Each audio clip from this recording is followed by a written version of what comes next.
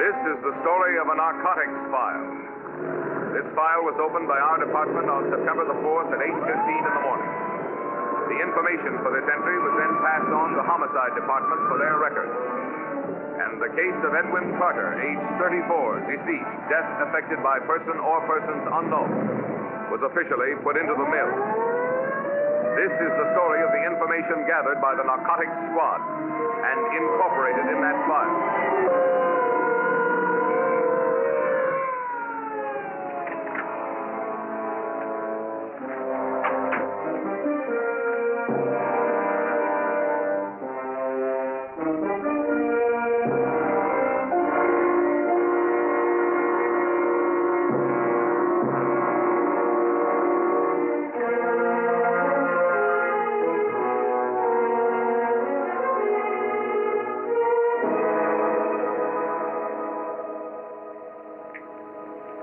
Mr. Anderson has just returned.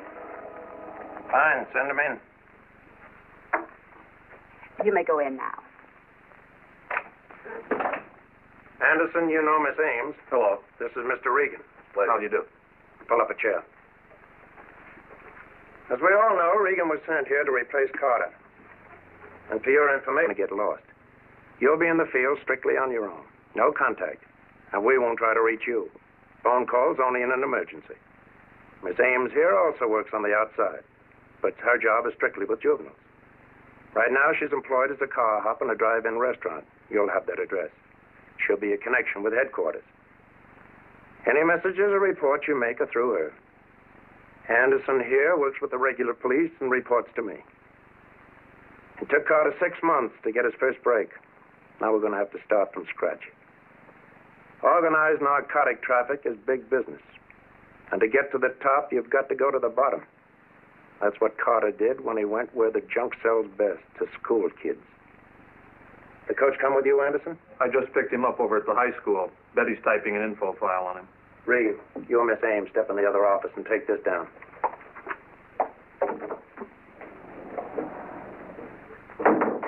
Would you send Mr. Betker in now, please? Would you step into the office, please? Lieutenant Lacey's waiting. Thank you.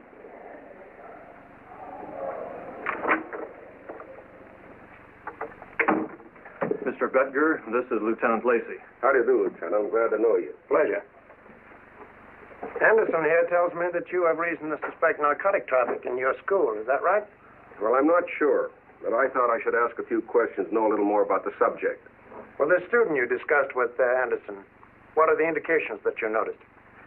This boy's name's Ray Bowman, and one of the other students in a hygiene class I hold told me that Bowman carried a hypodermic syringe. He told this boy he had sugar diabetes. Now, I don't know how this could be. All the students are supposed to have a physical report from their family physician before they participate in team sports. Now, I'd be bound to know about something like that. This boy participates in sports? He did. Football, baseball? Both. Why did he quit? He just seemed to lose interest. He claimed he was allergic. He got nauseated a couple of times during practice, nose and eyes running. Finally got so sick last Wednesday, we sent him home. Is he still ill? I don't know. Nobody's seen him since. He didn't go home.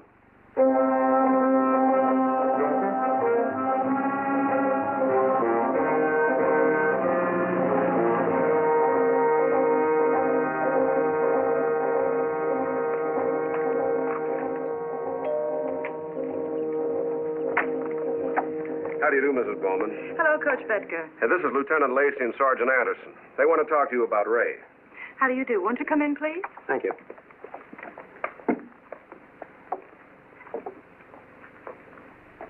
There's a few questions I'd like to ask you, Mrs. Bowman. How long has it been since you've seen your son? Oh, he's not my son. He's my nephew. Oh. I last saw him a week ago Wednesday. Weren't you worried when he didn't show up? Not at first. You see, I was out of town on business most of last week. I thought maybe he stayed over with a friend. Ray does that sometimes. Then on Friday, the school nurse called and said he'd been sick and asked how he was. Weren't you worried then? Yes. What did you do about it? I called Mr. Betker. Are you aware that your nephew may be in serious trouble, Mrs. Bowman? Well, I hardly think it's anything as grave as all that, Mr. Lacey. Ray has always been a well-disciplined boy. I feel sure that he's perfectly capable of using proper judgment. I understand that you and Mr. Bowman are separated, is that right? You misunderstand correctly, Mr. Lacey. Mr. Bowman passed away a little over a year ago. Raymond is his sister's child. Oh, I'm sorry. You're his guardian. Yes, I am. Now, I'm quite sure that Raymond is just up to some innocent prank that has perhaps grown out of proper proportion. That's exactly why I called Mr. Bedker, and certainly... Oh, excuse me, please. Hello? Oh, I'm so sorry, Dorothy. Are all the members there? Well, I'm afraid I'll be detained for a few minutes. It seems that Raymond is up to some boyish shenanigans. One of his teachers is here. I'll be there. You can handle it, I know. Yes, that's right. Goodbye. We won't delay you any longer. I'm sorry to appear rude, and I am most concerned about Raymond. But I'm supposed to be speaking at the Women's Club right now. Well, we have to ask you a few more questions to fill out our report. Perhaps we could do it by phone. Oh, could you? It would make it so much more convenient. Thank you for coming. Thank you, Mrs. Bowman. Goodbye. As a result of questioning Mrs. Bowman, we questioned many other people. Bowman's friends, the people he knew. Mostly direct questions concerning narcotics. We went the places Bowman went and did the things he did. We kept picking up little scraps of information. Always we asked the same question. Do you know Ray Bowman? Where did you see him last?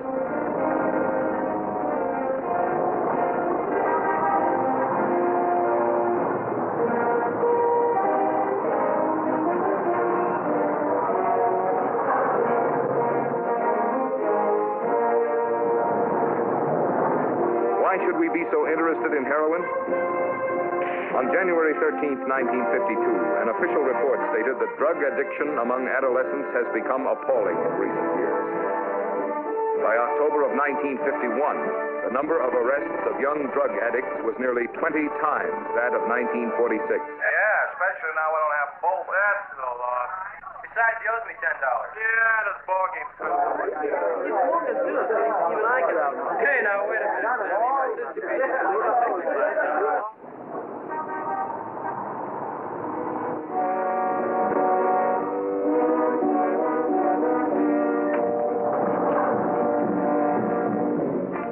Hi there. You're Dick Williams, aren't you? Yeah. I'm new here.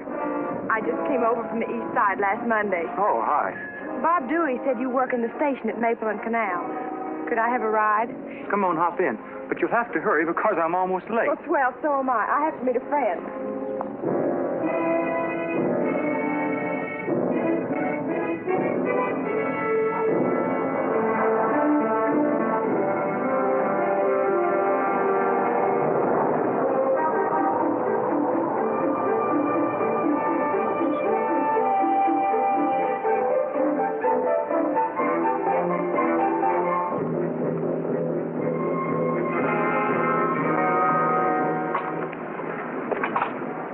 I'm sure glad that I could give you a ride. Well, I come down here about twice a week. Oh, swell, anytime. You know, I bet that you'll like it better over at school after you know some of the kids. Say, by the way, I'm having a bunch over at the house Friday after the game. Could you come? You know, it'd give you a chance to get acquainted. Oh, gee, thanks, Dick. But I'm afraid those kids will probably think that I'm a square. I don't see that. We'd get along fine. Well, thanks anyway. I'd really like to, but I'm afraid I can't make it. Uh-oh, there's my friend. Later? Bye. Hey, wait! What's your name? Julie Barnes. Take your time, sweetheart. I got all day.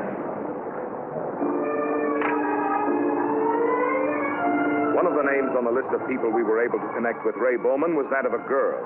Her name was Julie Barnes. Julie Barnes was important because she was the only girl suspect.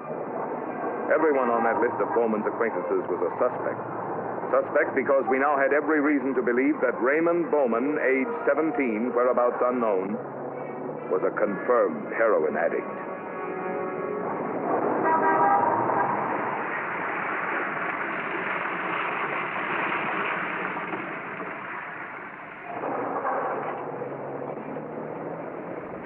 Good afternoon, sir. Would you like a menu? No, thanks. I think I'll have a cup of coffee. 2, please. Thank you.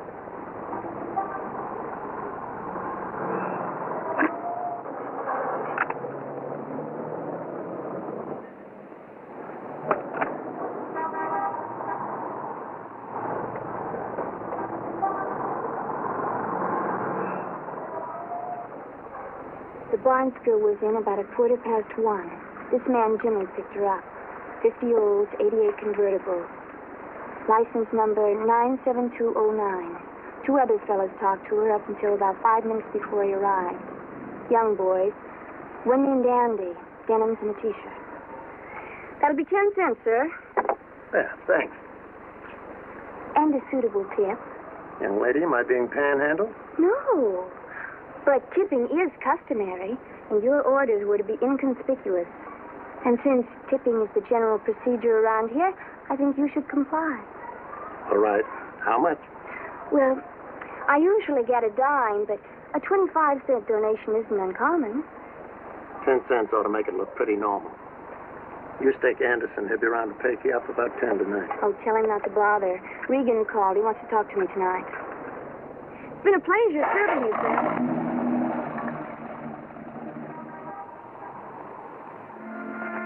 Does Anderson always pick you up after work? It's part of his job. I don't think he likes it. Sounds like grounds to me. Let's see if we can have him committed. He'll tell you himself he's crazy. Says it's required to be on the force. Oh, I guess it helps at that.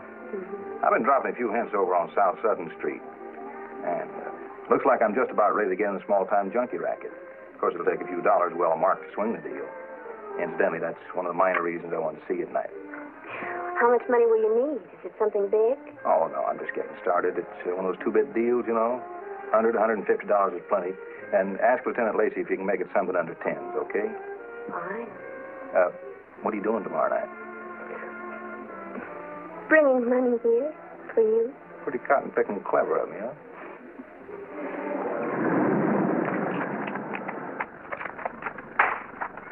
What do you think you're trying to pull? Get this straight. Nobody owns me. When you buy me dinner, and that's all, see? Look, Tramp, don't give me any of that now we will, now we won't routine, because I'm just about to become unglued and slap you up one side this lot and down the other. Oh, no, you won't, you jerk. Because right behind you is a car full of rag pickers. You make the big scene with me, and I'll let them know what you've got stashed under the front seat, clear down to the end of the block. Shut up. Play it cool and get in that car. Who needs it? You're the one that's hot. Go on, big man. Hop in your short and make it someplace else before I change my mind. I could really get my kick seeing you get busted. I'm not going to forget this. You'd better, Dad. I'm jailbait, remember? Get on it before I decide to scream, you jerk.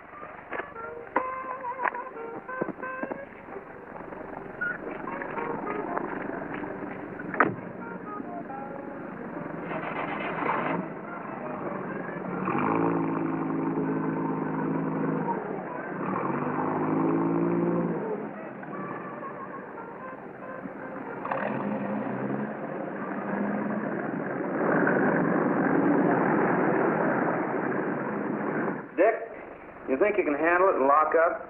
I told the wife I'd get home early and watch TV. Oh, sure, Ross. No problem. Good deal, kid. See you tomorrow. And don't forget to cut the lights in the restroom. Okay.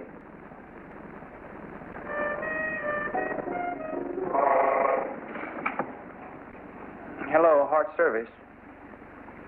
Yes, this is Dick. Oh, hi, Julie.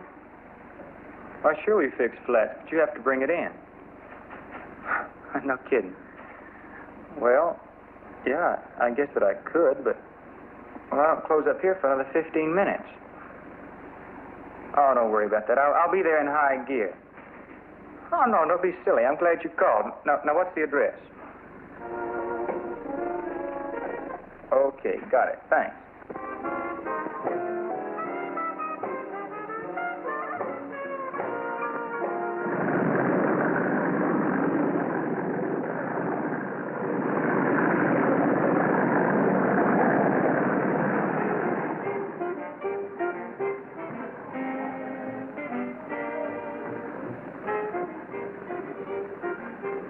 Hi, are you Dick? Yeah. Julie asked me to watch for you. She's inside. You can leave your car here if you want. Come on in. Oh, swell, thanks.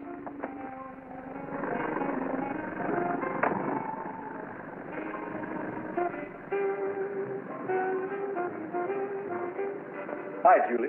Hi, Dick. Did you wait long? No. I phoned the ways down the street, and then it took a while to walk over. Well, where'd you leave the car? Oh, gee, Dick, I tried to call you back, but you'd already left. A friend of mine borrowed a spare and took the car to get it fixed. But I still need a ride home. I thought maybe you could. Oh, sure. I'd love to. You know, you're nicer than I thought, Dick. What kind of a character did you think I was? Oh, I didn't think anything bad. I just figured that, well, that you were sort of a snob.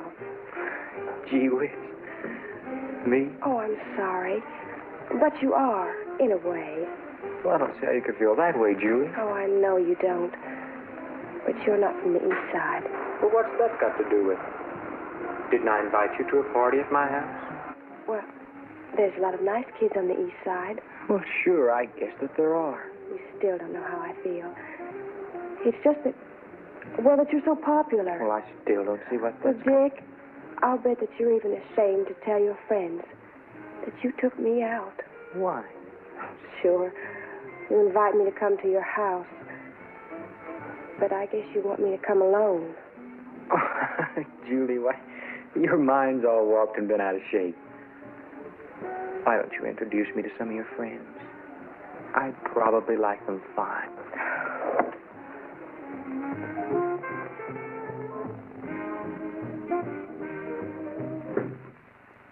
And so the only way to combat this problem is that we learn the facts about the dangers of narcotics.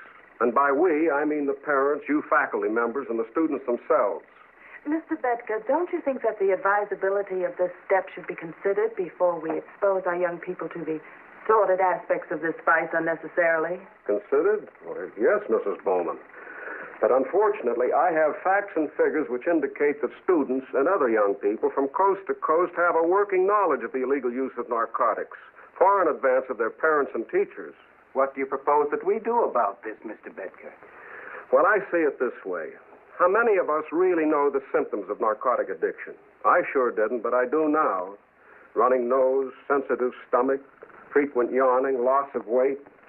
I think we should know the facts for the same reason they vaccinate for smallpox, to combat it. Your views are certainly interesting, Mr. Betka. However, I don't feel that the PTA is in a position to make a decision on this subject one way or the other. It seems to me that this is more of a problem of law enforcement, not one of education. Well, I think it's both, Mrs. Bowman. And I suggest that adults find out what's going on.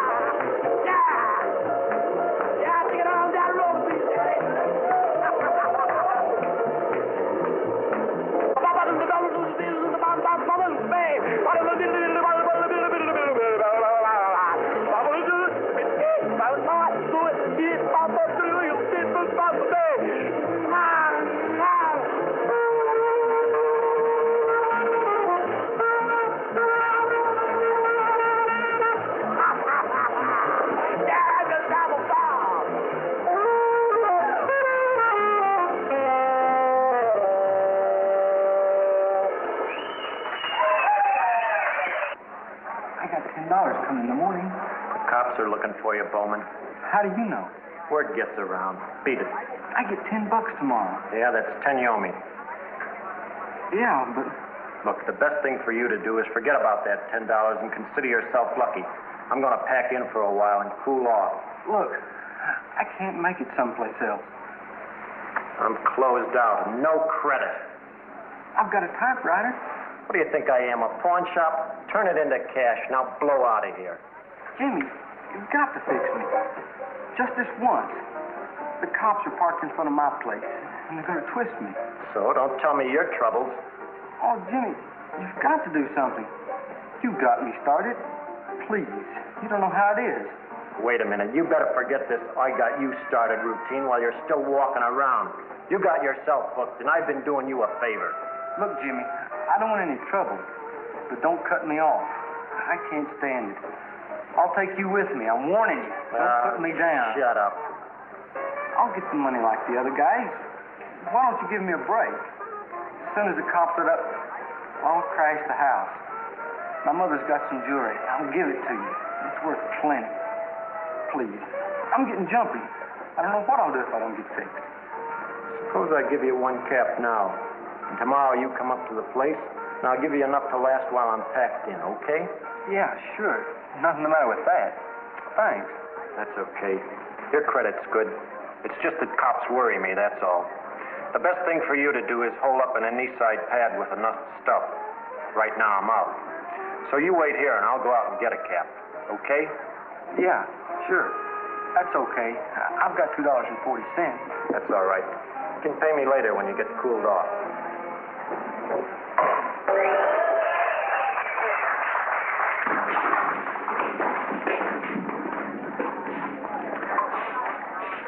What's the matter, man? You look all brought down. Yeah, I'm kind of beat. I don't feel so good. Oh, well, I dig you the most. This place is a drag. Why don't we make it over to Jack's pad and come on real strong? Well, I'd let you go on me, man. I'm just getting by. Yeah, later on that. I'm okay. Where's Jimmy? Here he is. I thought you said you had a dance. We just did. Why don't you go dance some more? The band's not playing. I bet if you asked them real nice, they'd do anything for you, Julie. What do you mean? I said I think you ought to be dancing. Come on, let's dance.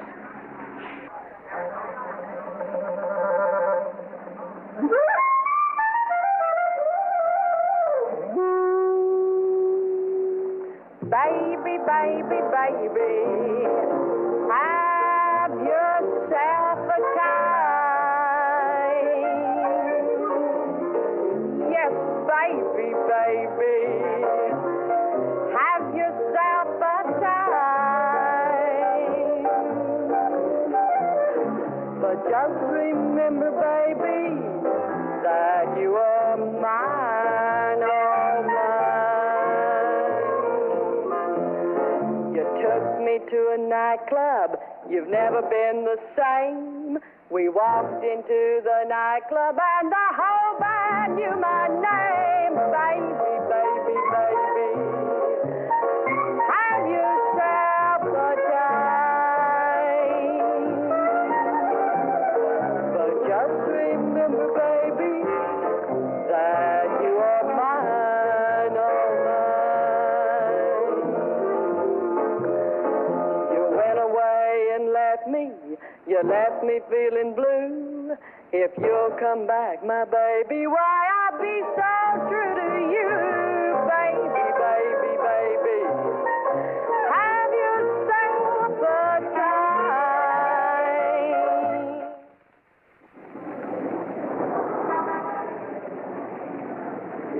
Some of the boys were running down the files on the list of names Miss Ames brought in. They found one with an old arrest warrant out, issued for overtime parking. They picked him up. They're running a make on him downstairs. If he's clean, he pays $10 to traffic violation, and we turn him loose. But as long as we've got him, we might as well talk to him, right? Yep. Anything on Julie Barnes and this fellow Jimmy she runs around with? No. Funny thing. Miss Ames says most of these kids know this guy to speak to, at least. But they don't seem to know anything about him. Yeah, they say he doesn't seem to work any place either. You think he's our guy? No. With the amount of stuff these guys have been packing around, it'd take more money than he could scrape up if he sold it to every school kid in town. Might as well keep an eye on him, though. He may be a peddler, or possibly a user, or, more important, he may be somebody's pawn. But we want the big guy. But, like I say, keep an eye on him. Yeah, I want to talk to him. Let's go ask some questions.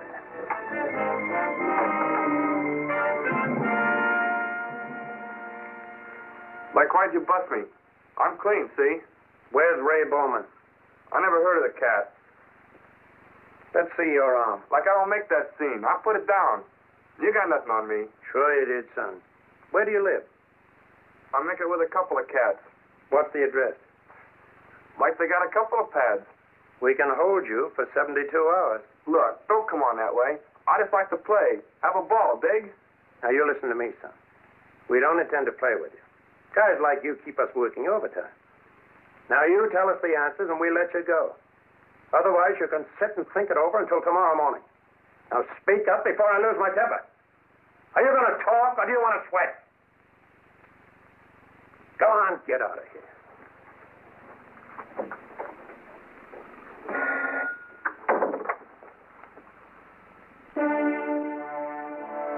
Ray Bowman's been located on the east side.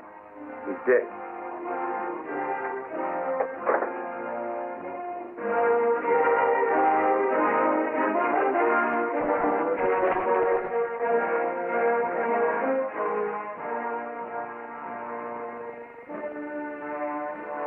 Is that Bowman?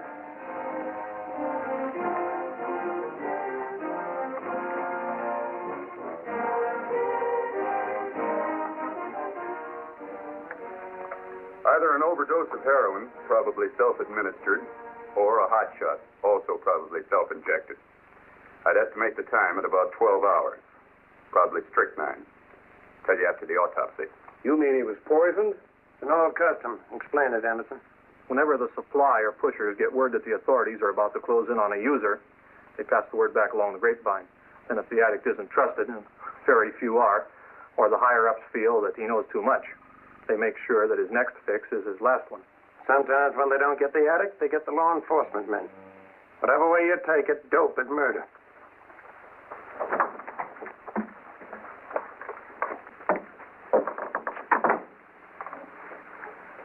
Mr. Betker identified your nephew.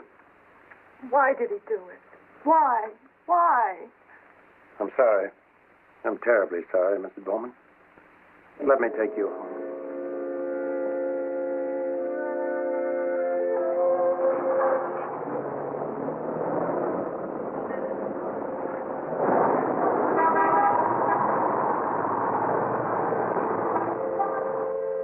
The Narcotics Investigation Department is a little different than the run-of-the-mill police unit. Sometimes the job kind of gets on your nerves. Narcotics men work whenever there's work to be done.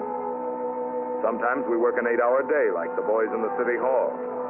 But lots of times we watch the sun come up over a cup of coffee after covering a couple 100 miles on foot.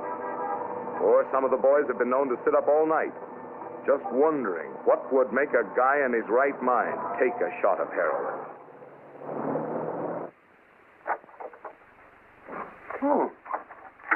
Up early. No, I just stayed out late. What have you got there? Oh, snapshots from Bowman's locker. It's nothing. Tell me one thing, Anderson.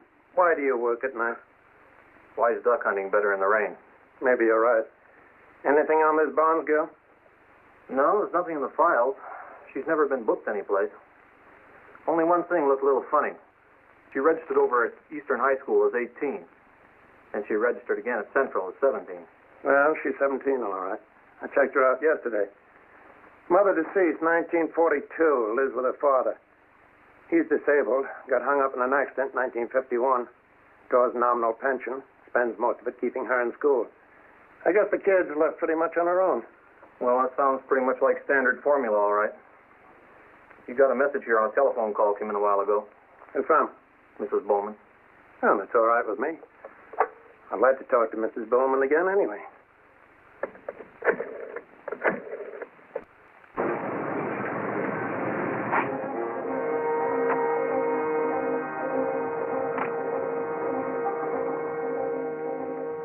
I'm so glad you came. I've been very worried. I understand. Maybe I can help you. I fixed some coffee.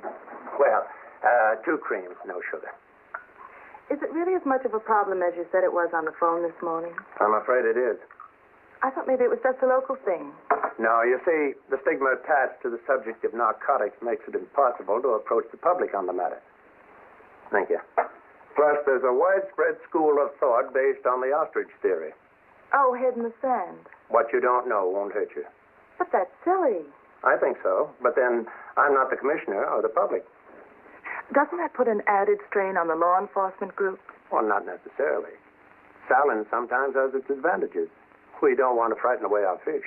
That's one of the reasons why I wanted to talk with you. Raymond had a friend that used to come and see him, sometimes in the middle of the night. He never came inside. Raymond used to go out and sit in the car with him. What kind of a car did he drive? Oh, I can't tell one car from another. Besides, I didn't pay much attention to it at the time.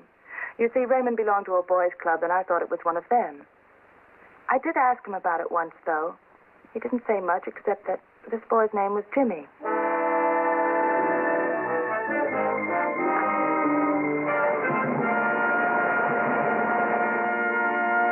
Anderson, wake up. What's up? What's happening? Where's Ames' other phone number? I've got to get a hold of Regan.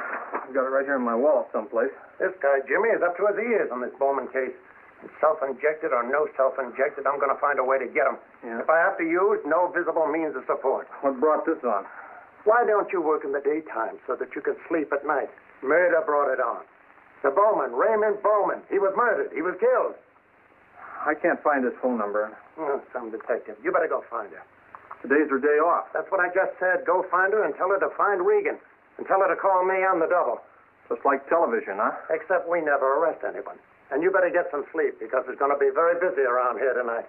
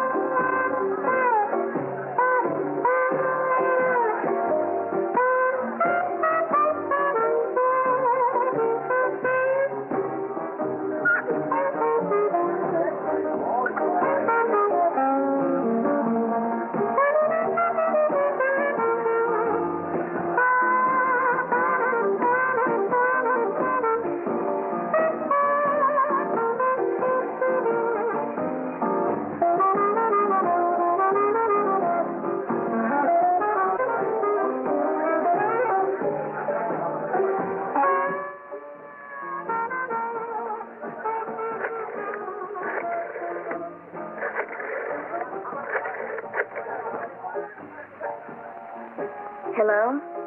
This is Ames on Unit 2. Lieutenant Lacey, please. And hold the line open for Regan.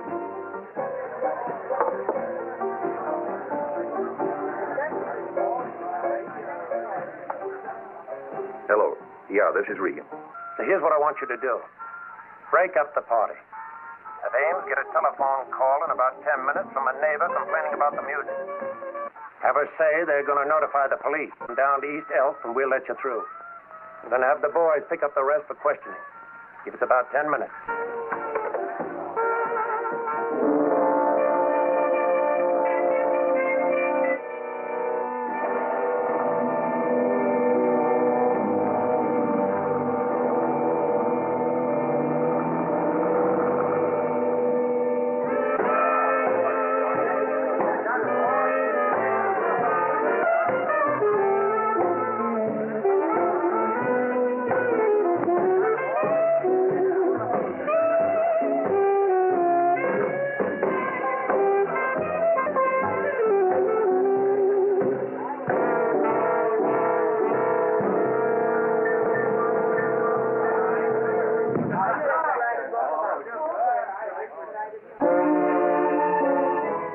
We've got about 2 minutes to go.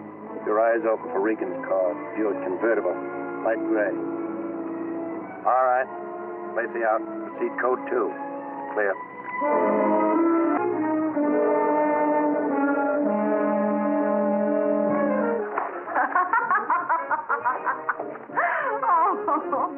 Crazy, Julie. What are you checking? I brought a friend with me. So? I don't see him any place. I guess maybe he's a little brought down. You mean put down? Come on, type. Since it's your pad, I guess maybe you can meet him. So, all right already. Let's meet him.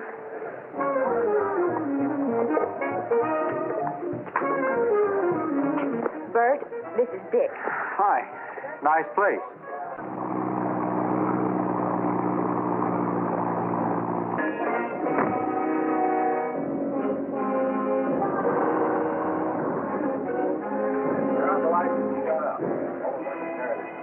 Come on, let's see you seem before the law rush this joint. Who said you call the law? What's the matter? I'm having fun.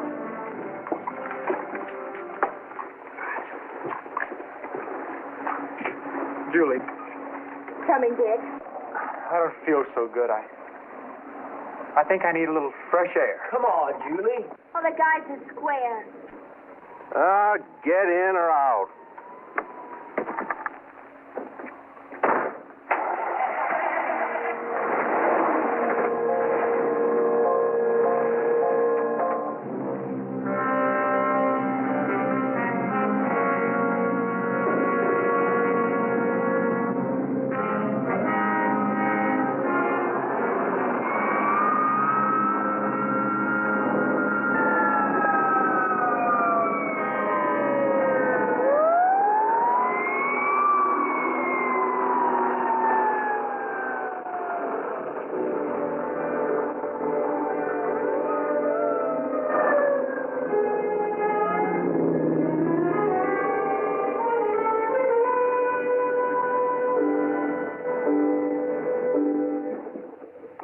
Comes one now.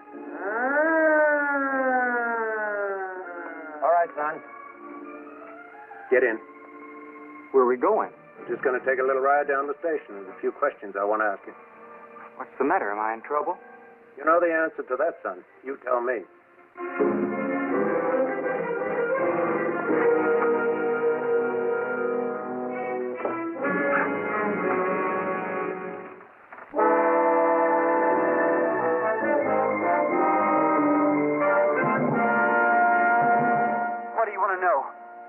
How big's your habit? About 4 cats. Sometimes 5? Yeah. All right, son. You've heard what your friends had to say. Now, what were you doing at that party? Bert, that's the fellow that lives there, invited this girl that I know, and she asked me. Julie Vaughn? Yes, sir. Were you aware that narcotics changed hands at that party? No, sir. Who else did you know there? Well, no one. Well, I'd seen some of them around, down at the drive-in or someplace.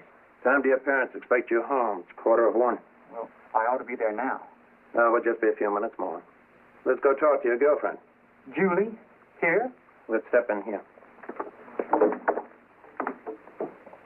Do you know this lad? What did he tell you? He doesn't know anything about me. You think that's the right attitude? How do you expect me to act when you grab me out in front of my house in the middle of the night? You can't do that. I didn't do anything. You just came from a party on East Elm Street, didn't you? Yes.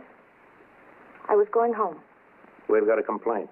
We could hold you for disturbing the peace. And another thing, young lady, we happen to have a curfew in this town left over from the last war. This might be a good time to resurrect it. Yes, sir. Now, in the first place, Dick Williams here didn't say anything about you. Matter of fact, he didn't even know you were here, right? That's right. You don't even know why you're here, and already you're complaining. People that act like that usually have something to hide. Did you ever hear a saying, birds of a feather? Do you happen to have a boyfriend named Jimmy? I know a boy named Jimmy. Have you ever read the Bible? What? There's a saying, ye shall be judged by the company ye shall keep. I suppose in your crowd they'd say if you lie down with dogs, you get up with fleas. What do you mean? I mean, until you prove differently, we're going to consider you're in the middle of this mess. And if you don't change a few of your ideas as well as your companions, you're going to find yourself in a lot of trouble. All right, I'm going to take a chance on you and let you go home. But remember, you make a fool out of me, and we have doors around here that only open from the outside. All right, son, you can go home now. Go take the girl on home. Mr. Lacey, if you don't mind, I'd appreciate it if I could take Julie home. All right, son. You take her home.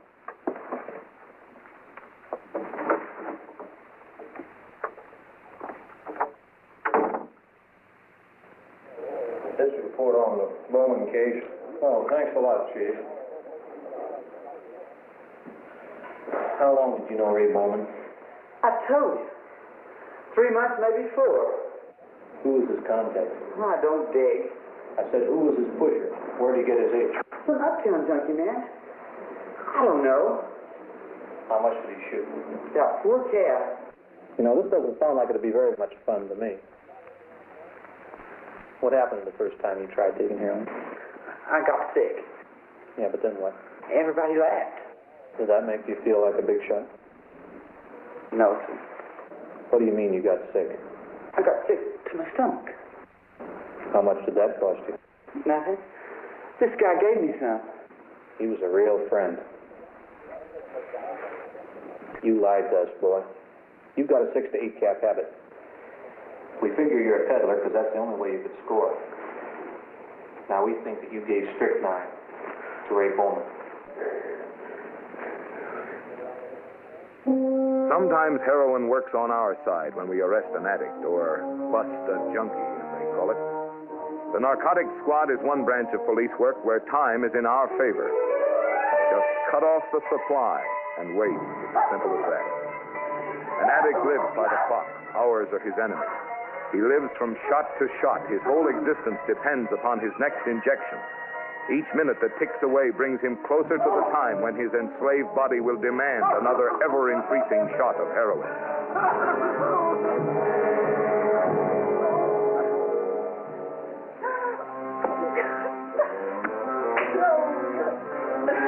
Oh, it hurts. Please help me.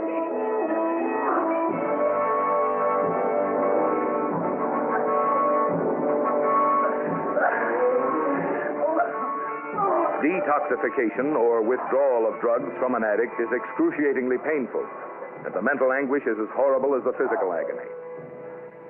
About 12 hours after the addict has taken his last shot, the withdrawal symptoms begin. He is racked with muscle spasms and often feels unbearable pain at the slightest touch. He breaks into perspiration, vomits and gags constantly, and suffers severe intestinal and stomach pain. His leg muscles knot uncontrollably. The addict must suffer this torment, which will last about 10 days. But there are only 2 things known to science that can give him relief: death or heroin. While operators continue their 24-hour observation of all suspects, a relentless search goes on to compile evidence against the prisoner.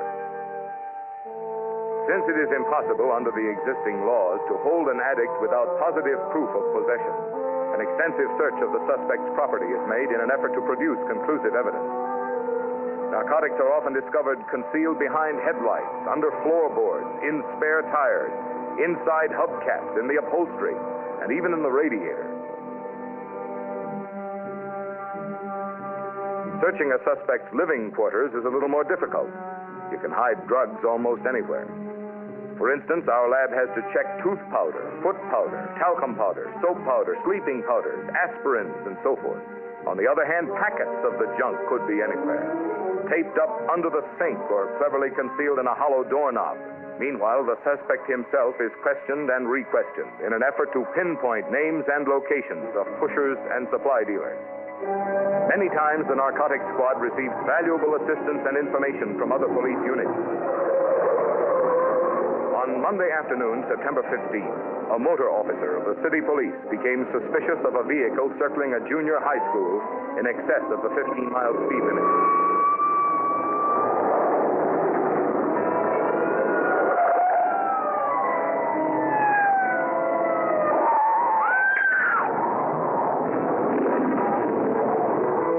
Although he was critically injured, the officer managed to record the license number of the pursued vehicle.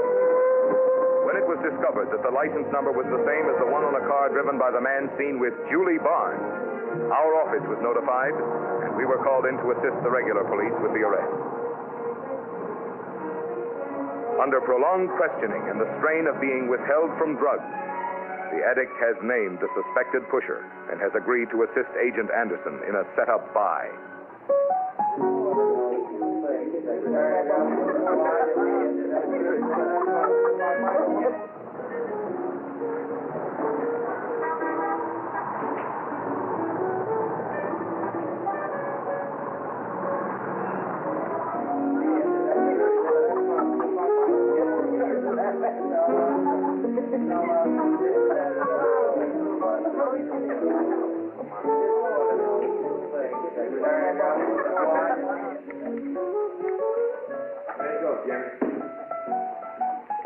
Hi.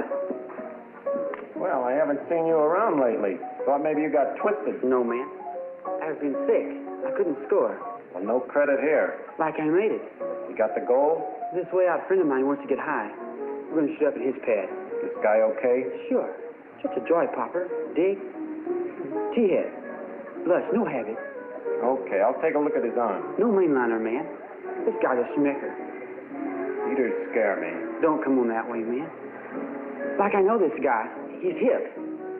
All right, I'll talk to him. Where is he?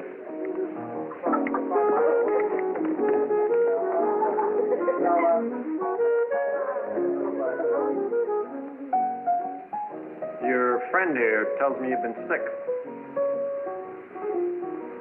No, he didn't tell you that.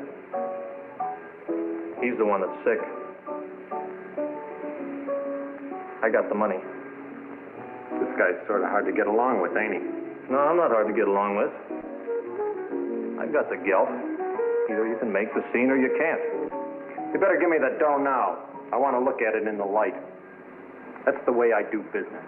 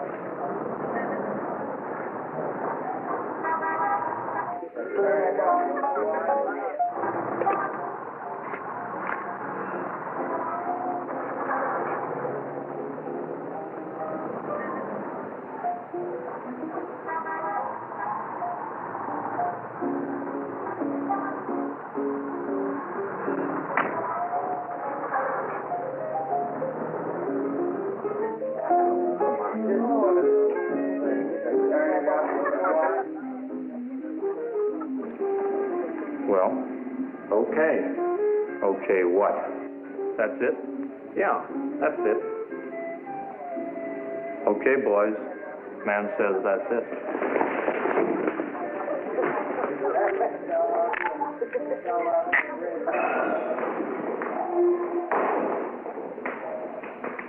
What's your name? James Milton. How old are you? 21. Your address? 1551 Beverly. Where'd you get him? 700 block Ohio. What's the charge? Investigation of narcotics. Put a mug and print on him.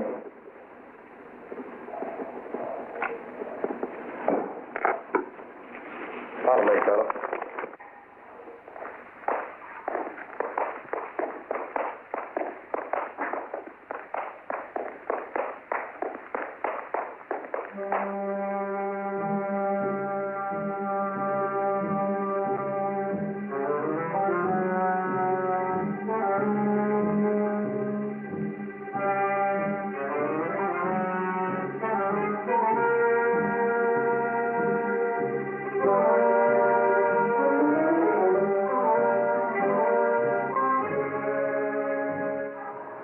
Whenever a pusher or dope trafficker is arrested, or burned down as they call it, several things happen. Within a few hours, the news travels along the grapevine of junkies, and the other pushers panic or pack in. With the supply suddenly diminished, the price of a fix is doubled or tripled. Soon the pain-crazed, dope-starved addicts will take desperate steps to procure their needed drugs. There is no terror like the plight of an addict who is deprived of his drugs. He will sell anything he owns. He will steal, cheat, lie, do anything for one shot of heroin. Sooner or later, almost without exception, the narcotics victim will turn to crime to finance his habit. For our records show that dope addiction is definitely one of the most expensive methods of committing suicide.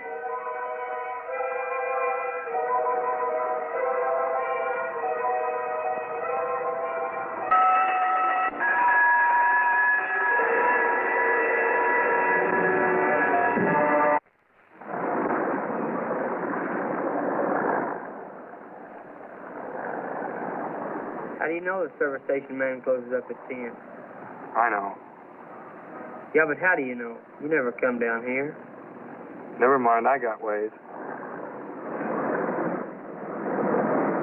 Hey.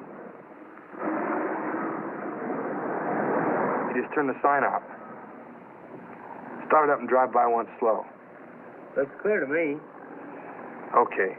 Drive on in then.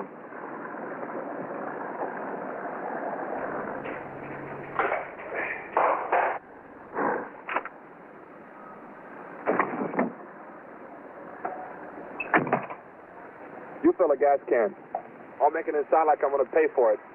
If it's not cool, whistle or something. Okay.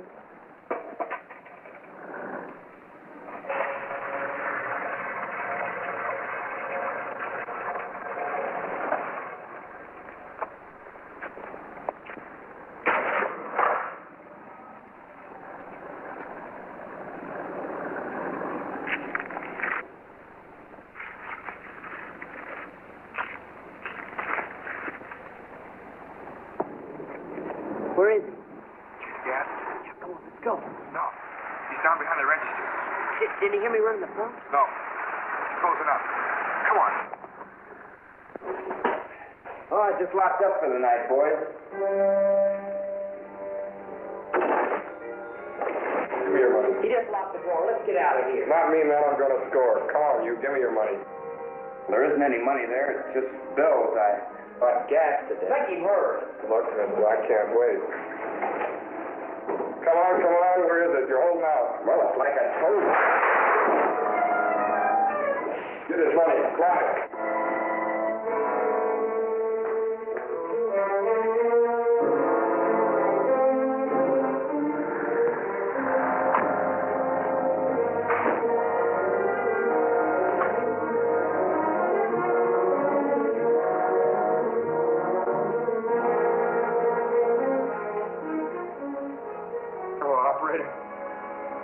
This is hard service. I just got held out. Send the police. Why did you shoot him? Are you crazy? Look, you want a jeweler, don't you? Yeah, but Yeah, but nothing. My legs are killing me, man. I gotta have a fix. what good's the money? Everybody's closed up tight. Like maybe Jimmy didn't get twisted. Like maybe he got a panic and played it cool, man. No, he made the freezer. Casey was working bar when they put him down. Don't bug me, man. You come on like Jimmy got burned down. I don't have a clue, but don't put it down, because I gotta have a fix. I do too, but I ain't that sick yet. Thought you said you weren't getting hooked. Why did you shoot him? You wanted the same thing. Then shut up. The station owner's call was received at police headquarters. Within seconds, alert calls went out to all mobile units. Within 15 minutes, a patrol car cruising in an outlying residential area spotted an auto that fitted the description. Cops! Turn out your lights.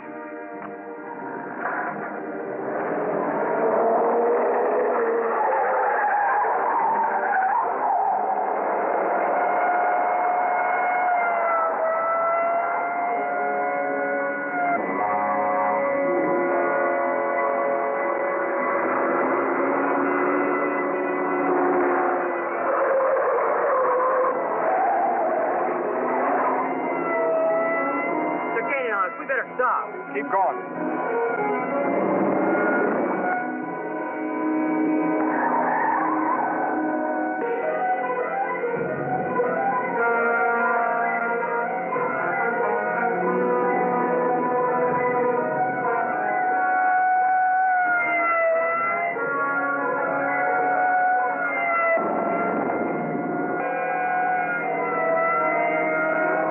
I smell gas. Where'd you put the can?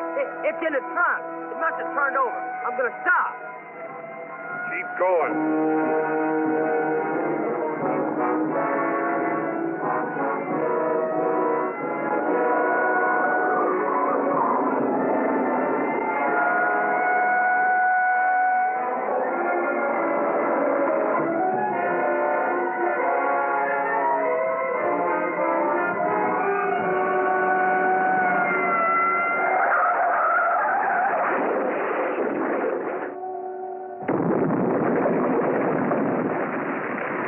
Reports by radio enabled narcotics men to follow the pursuing police car. It was within a matter of minutes after the chase ended that our men arrived upon the scene.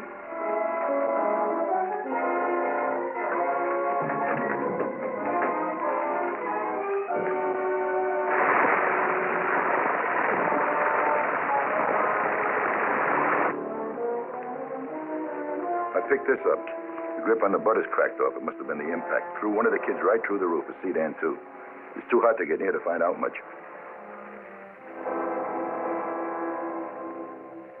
The 38 got caught on the phone booth. This may be the answer. We'll check it against the slug we've got down at ballistics. If it matches, at least we'll know who got Carter. A lot of good that'll do. Come on, let's go.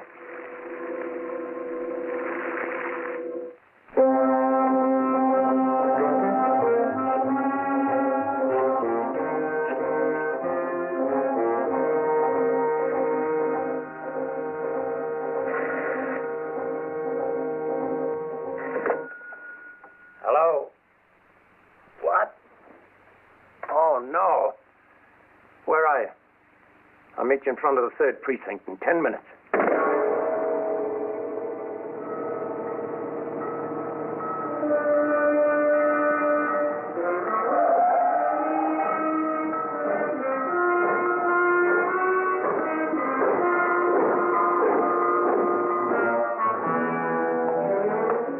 Here, take it quick. Boy, why doesn't somebody make a paper cup that doesn't fall apart in your hand? Where's the cream? I thought you said sugar. I always use cream. You're not supposed to put coffee in the paraffin kind. They're for cold drinks. I don't know these things. Why don't you tell the guy down at the drugstore? You seen anybody yet? Nothing yet. Sure wish there was some cream in this. So do I. It wouldn't have been so hot. So, how did this kid give you guys the slip? He went in the bathroom down at Juvenile Division and climbed out a window. Who was supposed to be watching? I was. If this kid gets away, there goes our case. Well, so what makes you think he's going to be wandering around down here in the middle of the night? Because the first thing he'd be looking for is another shot of heroin. How do you know? He's got the shakes, hasn't he? Oh, come on, Lacey. Anderson, how long have you been in this department? 2 years, 5 months, and 11 days. Well, by this time, somebody should have told you the most likely cure for the drug habit is to leave it alone in the first place. Yeah, but this kid This is a kid is a heroin addict. Hello, Lacey. Hello, Lacey. Unit 4. This is Regan, Unit 1. Lacey, go ahead. That 50 Chrysler that circled back earlier just parked on Central. The guy ought to be coming around your corner on foot about now. He's by himself. It's all yours. And guess what? Just like you said, the kid that gave us the slip. Wouldn't you know it? Screaming his guts off for 10 days, and the first place he heads for is here. You know, Lacey, sometimes I don't think there is a cure. There he is. I'll get him. Okay, Regan. Anderson's after the kid on foot. You take the car and head him off at the end of the street.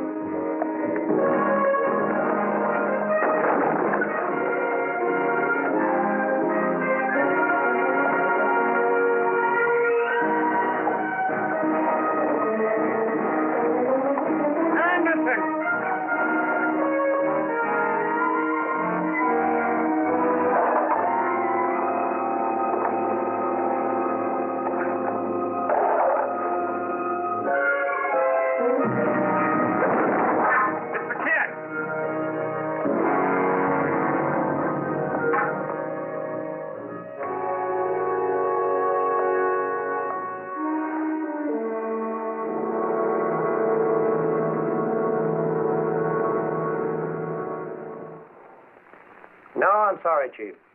There's not one blessed thing I can do unless we have more time. No, I've already talked to the DA. Some big shot is paying for Jimmy Milton's attorney, so they moved the trial up. Sure, you know it and I know it. But what are we going to do for facts? That's right, nothing. Okay. There's nothing you can do? Not without evidence. The disgusting thing is that this Jimmy is just a small-time operator. If we can't even convict a punk like that, how are we supposed to get to the higher-ups? Personally, I'm reasonably sure he killed the Bowman boy. But when you come right down to it, Mr. Lacey, Bowman took that shot himself. That's it, Betke. That's just it. One of my boys just had a first-class funeral. And we've got the gun that did it. And the kid that killed him, he's dead. This thing is going on all over this country. What are we going to do about it? Well, for one thing, and this may seem pretty insignificant to you right now, we're already doing something about it. Some of our students realized the importance of this problem, and they formed a committee. As a matter of fact, Dick Williams and Julie Barnes came down here with me. They want to talk to you. Send the kids in.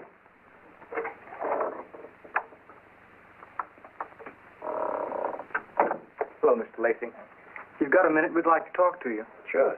Well, I've been elected head of student council for this semester. And as a civil project, we've decided to start a student investigating committee with Coach Bedker as faculty advisor. So I've appointed Julie here as my assistant. Oh, that's fine. I'm glad to hear it. We were wondering if we could count on you to give a brief discussion at our student-faculty meeting. Sure. You call me later in the week. Oh, and one more thing, Mr. Lacey. Julie has something that she wants to tell you. Well, Dick says it's important, but it's probably nothing. Well, sure it's important, Julie. You know what the coach said. Well, all it is that Jimmy had a gun under the seat of the car one night. When he stepped on the brakes, it slipped up under my feet. I didn't know it was a gun until I reached down and picked it up. Then what? Nothing.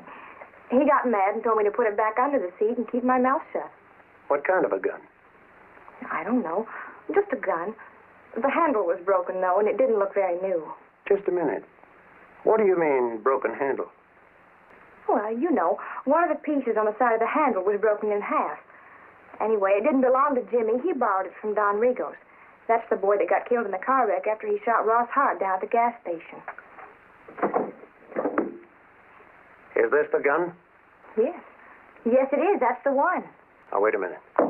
I'm going to make a phone call, and then I want you to go with me. This gun killed a policeman.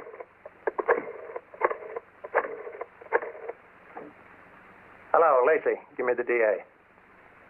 Mr. Murphy, Lacey. You know the guy we've got down there on the federal drug violation? Yeah. Well, you can go ahead and make it the state versus Jimmy Milton, and the charge is first-degree murder. That's right. We've got a witness that's willing to testify. No, not on the Bowman case. We're going to prove that he killed Carter in the phone booth. We have a young lady here that's just taken a big step in the right direction.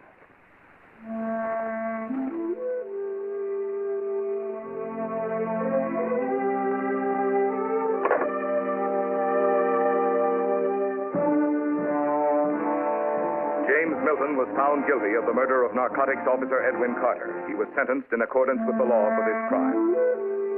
On October the 4th, the file on Edwin Carter, police officer, was officially closed. But our story does not end here.